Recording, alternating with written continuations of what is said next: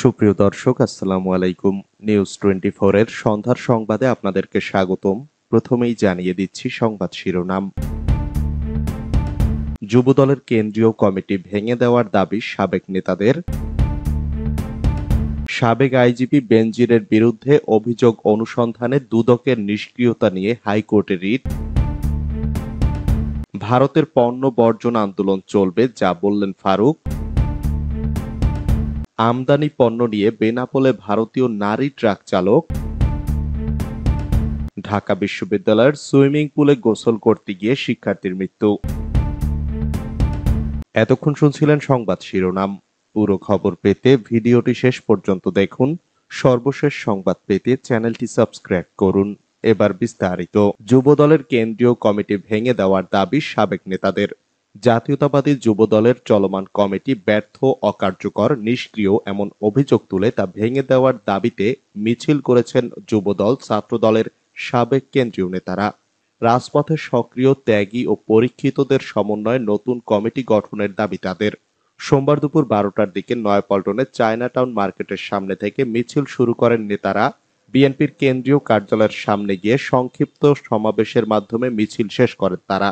নেতারা বলেন, 250 সদস্যের যুবদলের কমিটিতে অযোগ্য, নিষ্ক্রিয়, পলায়ন উন্মুক্তদের নিয়ে কমিটি করা হয়েছিল। ফলশ্রুতিতে সরকার পতনের এক দফা আন্দোলনে গুটি কয়েক বাদে অধিকাংশ যুবদল নেতাকে রাজপথের কর্মসূচিতে দেখা যায়নি। আন্দোলন চলাকালীন অনেকেই পরিবারের সদস্যদের নিয়ে বিদেশ ভ্রমণের ছবি সামাজিক মাধ্যমে পোস্ট করতে দেখা গেছে। ঘোষিত হরতাল অবরোধ কর্মসূচি সফল করার পরিবর্তে অনেকেই নিজ ব্যবসা প্রতিষ্ঠান খোলা রেখে কর্মসূচি পালন থেকে দূরে থেকেছে।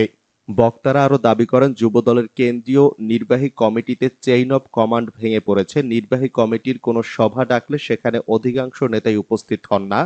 স্বচ্ছতা, জবাবদিহিতার অভাবে জেলা, উপজেলা লেভেলে নিষ্ক্রিয়তা, আর্থিক কেলেঙ্কারির মতো ঘটনা ঘটলেও তার কোনো বিচার হচ্ছে না।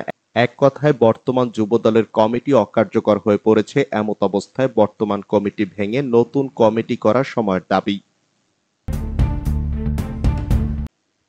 বেনজিরের বিরুদ্ধে অভিযোগ অনুসন্ধানে দুদকের নিষ্ক্রিয়তা নিয়ে হাইকোর্টে রিট। পুলিশের সাবেক মহাপরিদর্শক বেনজির আহমেদের অনিয়ম, দুর্নীতি, ক্ষমতার অপব্যবহার অনুসন্ধানে দুর্নীতি দমন কমিশনের নিষ্ক্রিয়তা চ্যালেঞ্জ করে হাইকোর্টে রিট আবেদন করা হয়েছে।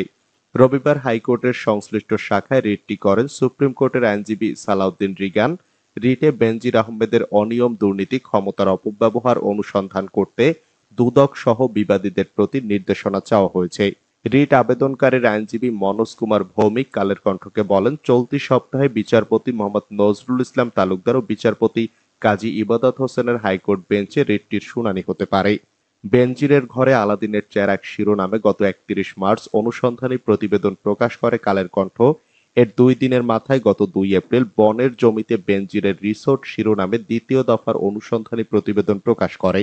রিট আবেদনকারী কালের কণ্ঠকে বলেন, দুর্নীতি দমন কমিশন আইন 2004-এর 17 গ ধারা অনুসারে কমিশন স্ব-উদ্যোগে অনুসন্ধান শুরু করতে পারে, কিন্তু বেনজির আহমেদের অনিয়ম, দুর্নীতি, ক্ষমতার অপব্যবহার নিয়ে পরপর 2টি অনুসন্ধানী প্রতিবেদন প্রকাশের পরও কমিশন অনুসন্ধানের কোনো উদ্যোগ নেয়নি। যে কারণে গত 4 এপ্রিল দুদক চেয়ারম্যানকে চিঠি দিয়ে অনুসন্ধানের উদ্যোগ নিতে অনুরোধ করি। এতেও কাজ না হওয়ায় গত 18 এপ্রিল বিবাদীদের আইনি নোটিশ দেই। নোটিশ প্রাপ্তির 3 দিনের মধ্যে স্ব-উদ্যোগে অনুসন্ধানের অনুরোধ করি। যথারীতি সাড়া না পেয়ে কমিশনের নিষ্ক্রিয়তা চ্যালেঞ্জ করে রিট আবেদন করি। দুদক চেয়ারম্যান, কমিশনার অনুসন্ধান ও দুদক সচিবকে বিবাদী করা হয়েছে। রিটে অনুসন্ধানের নির্দেশনা চাওয়ার পাশাপাশি রিটে রুল চাওয়া হয়েছে। ভারতের পণ্য বর্জন আন্দোলন চলবে, যা বললেন ফারুক। ভারতের পণ্য বর্জন আন্দোলন চলবে উল্লেখ করে বিএনপি চেয়ারপারসনের উপদেষ্টা জয়নুল আবেদিন ফারুক বলেছেন, ভারতের জনগণের বিরুদ্ধে আমরা নই, আমরা ভারতের আগ্রাসনের বিরুদ্ধে।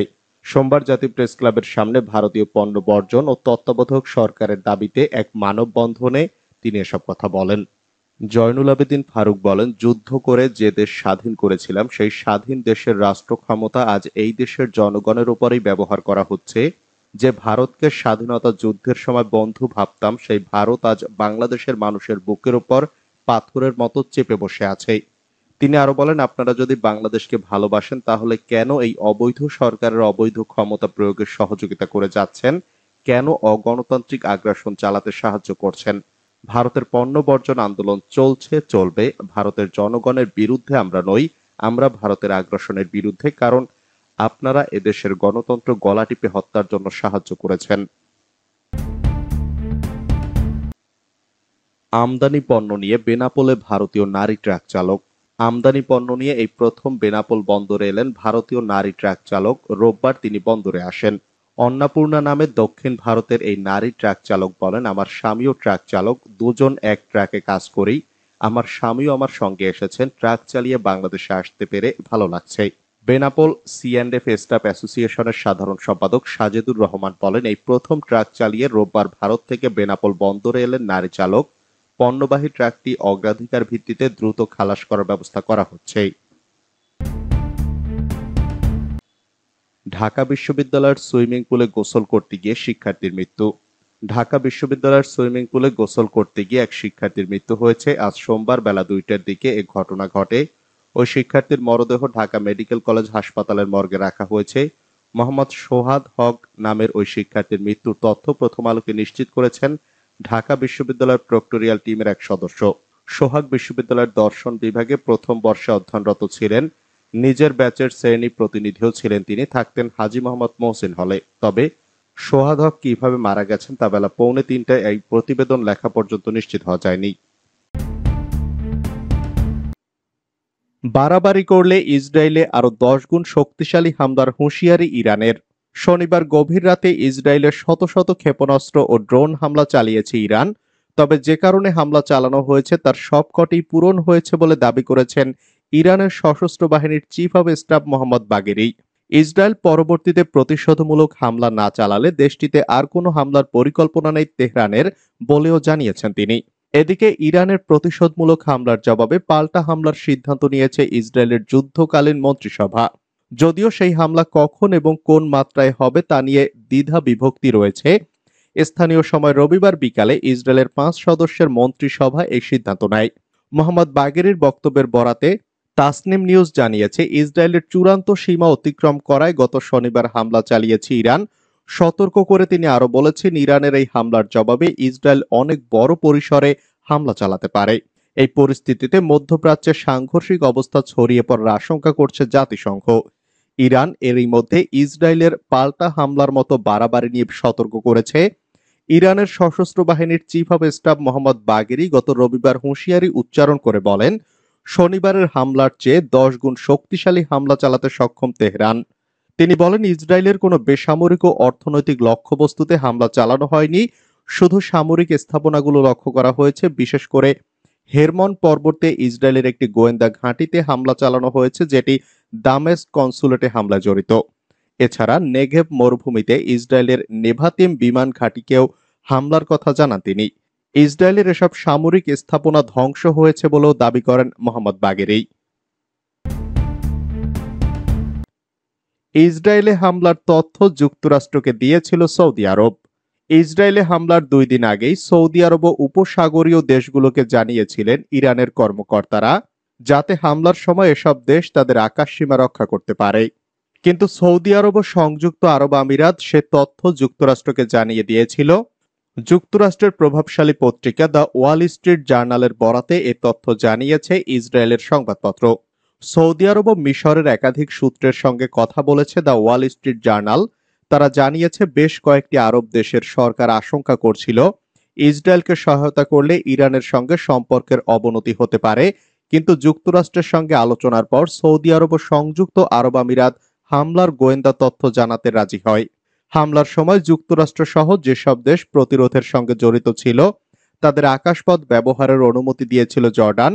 শুধু তাই নয়, ইসরায়েলের দিকে ছোড়া ইরানের ড্রোন ও ক্ষেপণাস্ত্র প্রতিহত করতে জর্ডান নিজেদের যুদ্ধ বিমান দিয়েও সহযোগিতা করেছে। 1 এপ্রিল সিরিয়ার রাজধানী দামেস্কের কাছে ইরানের কনসুলেটে হামলা চালানো হয়। এই হামলার জন্য সরাসরি ইসরায়েলকে দায়ী করছে ইরান। এর জবাবে গত শনিবার ইসরায়েলের ভূখণ্ডে 3 শতাধিক ড্রোন ও ক্ষেপণাস্ত্র ছড়ে ইরান। ইসরায়েল বলেছে, ইসরায়েল, যুক্তরাষ্ট্র ও মিত্র বাহিনী প্রায় সব অস্ত্রই লক্ষ্যবস্তুতে আঘাত হানার আগেই ভূপাতিত করেছে। বিএনপির বন্দীদের তালিকা চাইলেন ওবায়দুল কাদের। বিএনপির ৬০ লাখ নেতাকর্মীর নামে সরকার মামলা দিয়েছে বলে দলটির মহাসচিব মির্জা ফখরুল ইসলাম যে বক্তব্য দিয়েছেন তা চ্যালেঞ্জ করে সেই তালিকা চেয়েছেন ক্ষমতাসীন আওয়ামী লীগের সাধারণ সম্পাদক ওবায়দুল কাদের। তিনি বলেন, ৬০ লাখ লোকের তালিকা চাই, ছিল ২০,০০০, এখন সেটা ৬০ লাখ হলো কি করে? ৬০ লাখ বন্দীর তালিকা অবিলম্বে প্রকাশ করুক, না হয় মিথ্যাচারের জন্য জাতির কাছে মির্জা ফখরুল ইসলামকে ক্ষমা চাইতে হবে। সোমবার রাজধানীর ধানমন্ডিতে আওয়ামী লীগ সভাপতি শেখ হাসিনার রাজনৈতিক কার্যালয়ে আয়োজিত সংবাদ সম্মেলনে ওবায়দুল কাদের এসব কথা বলেন।